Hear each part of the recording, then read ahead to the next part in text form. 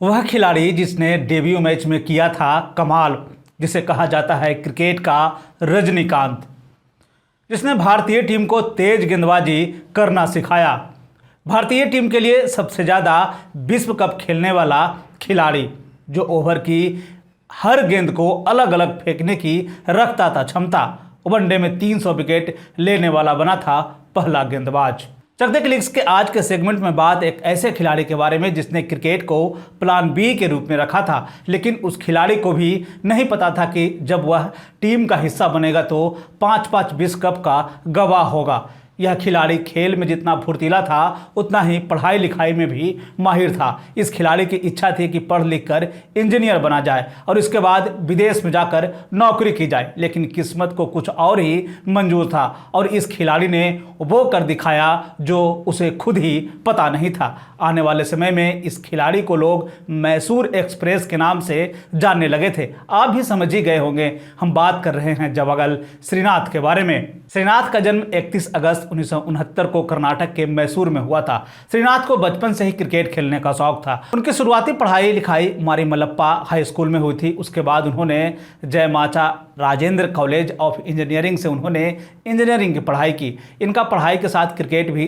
चलता रहा, लेकिन उनकी दिलचस्पी धीरे धीरे क्रिकेट की तरफ बढ़ने लगी। इस तरह 1989-90 में श्रीनाथ ने कर्नाटक की ओर से हैदराबाद के खिलाफ प्रथम श्रेणी में डेब्यू किया। फर्स्ट क्लास क्रिकेट के पहले ही मैच में पहली पारी में उन्होंने हैट्रिक लगा दिया था और वे चर्चा के केंद्र में आ गए। अपने डेब्यू मैच में हैट्रिक लगाने वाले वे भारत के तीसरे और कर्नाटक के पहले गेंदबाज बने थे, जिसके कारण उन्हें क्रिकेट का रजनीकांत कहा जाने लगा था। इस सीरीज में उन्होंने कुल 6 मैचों में 25 विकेट लेकर यह दिखा दिया था कि वह लंबी रेस का घोड़ा है। इसी मैच के बाद से अपनी टीम के लिए मुख्य गेंदबाज के तौर पर वे शामिल हो गए। नए नए आए श्रीनाथ जब देश के प्रसिद्ध तेज गेंदबाजों की लिस्ट में शामिल हो गए थे।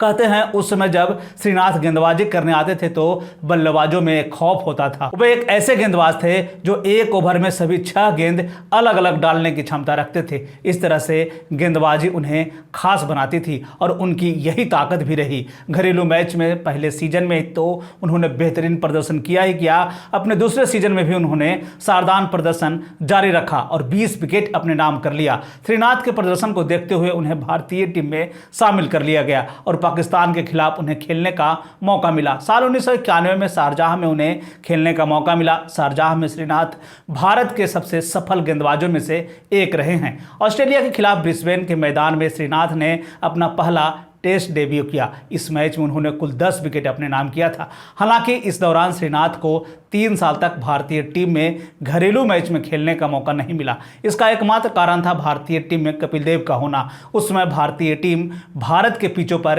एक फास्ट बॉलर के साथ खेलती थी और जब टीम में कपिल देव जैसा खिलाड़ी हो तो किसी और के खेलने की तमाम संभावनाएं बंद हो जाती है। ऐसा ही हुआ श्रीनाथ के साथ भी। उन्हें 3 साल तक खेलने का मौका नहीं मिला, लेकिन साल 1994 में जब कपिल देव ने संन्यास की घोषणा कर दी, उसके बाद श्रीनाथ को भारतीय टीम में खेलने का मौका मिल गया। वेस्टइंडीज के खिलाफ श्रीनाथ का पहला घरेलू मैच खेलने का मौका मिला, जिसमें उन्होंने शानदार गेंदबाजी करते हुए 5 विकेट अपने नाम किया। वहीं दूसरी पारी में श्रीनाथ ने 60 रन भी बनाए। उन्हें मैन ऑफ द मैच का पुरस्कार भी दिया गया।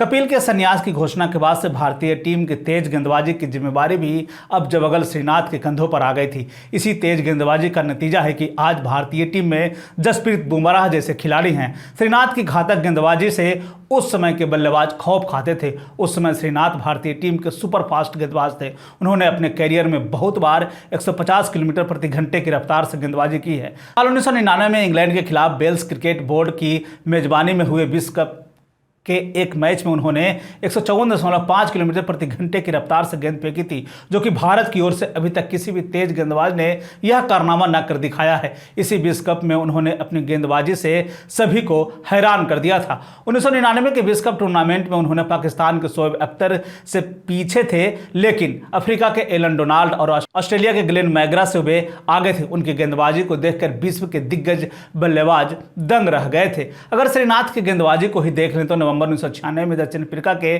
खिलाफ खेले गए टेस्ट सीरीज में उनका प्रदर्शन शानदार रहा। टेस्ट मैच की पहली पारी में भारत की टीम 223 रन पर सिमट गई। जवाब में बल्लेबाजी करने उतरी दक्षिण अफ्रीका की टीम 244 रन पर सिमट गई। दूसरी पारी की शुरुआत हुई तो भारत की टीम मात्र 190 रन ही बना पाई। ऐसे में दक्षिण अफ्रीका को जीत के लिए 170 रन की जरूरत थी। भारत को यह टेस्ट मैच जीतने के लिए एक चमत्कारी गेंदबाज की जरूरत थी जो कि भारत को जीत दिला सकता था। ऐसे में श्रीनाथ ने यह जिम्मा उठाया और अफ्रीका की पूरी टीम को महज 105 रनों पर समेट दिया और यह मैच भारत 64 रनों से जीत गया। इस मैच में श्रीनाथ ने 11.5 ओवर में 6 विकेट अपने नाम किया और इस दौरान उन्होंने 21 रन खर्च किए थे। इसके बाद साल 1999 में कोलकाता के ईडन गार्डन में पाकिस्तान के बल्लेबाजों को खूब परेशान किया। पहले बल्लेबाजी करने उतरी पाकिस्तान की पूरी टीम मात्र 185 रन पर ढेर हो गई। इस टेस्ट मैच में श्रीनाथ के नाम 5 विकेट भी आए। भारत ने पहली पारी में 223 रन बनाए। हालांकि दूसरी पारी में पाकिस्तान ने 316 रन बनाया। दूसरी पारी में श्रीनाथ ने पाकिस्तान के 8 बल्लेबाजों को अपना शिकार बनाया। 27 ओवर में 86 रन देकर 8 विकेट अपने नाम किया था। साल 2001 में दक्षिण अफ्रीका के खिलाफ हुए एक और टेस्ट मैच में श्रीनाथ का जादू चला। और यह टेस्ट मैच दक्षिण अफ्रीका में खेला जा रहा था। दक्षिण अफ्रीका की टीम पहले बल्लेबाजी करने के लिए उतरी और उन्होंने 362 रन बनाए। इस दौरान श्रीनाथ ने 76 रन देकर 6 विकेट अपने नाम किया था। हालांकि जवाब में बल्लेबाजी करने उतरी भारत की टीम मात्र 201 रन पर सिमट गई। यह टेस्ट मैच ड्रा रहा था। जब अगर श्रीनाथ के नाम एक ऐसा रिकॉर्ड दर्ज है जो कि आज तक किसी भी भारतीय तेज गेंदबाज के नाम दर्ज नहीं हुआ है। उन्होंने भारतीय टीम की तरफ से खेलते हुए 4 विश्व कप का हिस्सा रहे। साल 1992, 1996, 1999 और उसके बाद साल 2003 के विश्व कप में वे भारतीय टीम का हिस्सा रहे हैं। इस विश्व कप में उन्होंने 16 विकेट अपने नाम किया और टीम को फाइनल तक पहुंचाया था, लेकिन भारत फाइनल में हार गई।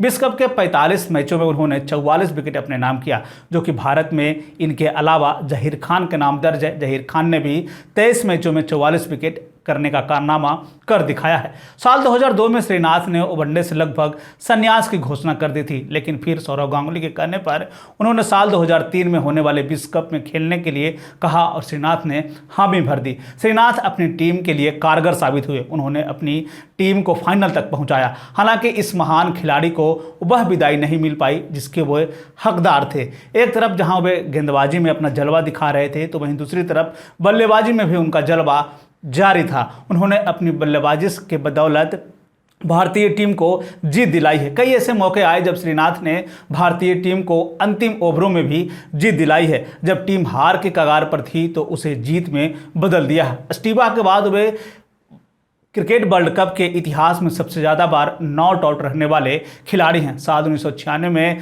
टाइटन कप का तीसरा मुकाबला चल रहा था। भारत यह सीरीज 2-0 से पहले ही जीत चुकी थी, लेकिन तीसरा मुकाबला काफ़ी रोमांचक था। इस मुकाबले में क्रिकेट में रोमांच को सारी हदें पार कर दी थी। इस मैच में भारतीय टीम के पुछल्ले बल्लेबाजों ने कमाल की बल्लेबाजी की। भारतीय टीम 215 रन का पीछा करते हुए 164 रन पर 8 विकेट गंवा चुकी थी। इसके बाद श्रीनाथ और कुंबले ने मिलकर जमकर बल्लेबाजी की। इन दोनों बल्लेबाजों ने ऑस्ट्रेलिया के गेंदबाजों की एक न चलने दी। इस दौरान दोनों बल्लेबाज रन स्कोर को लगातार आगे बढ़ाते रहे। इस दौरान श्रीनाथ तेजी से रन बना रहे थे।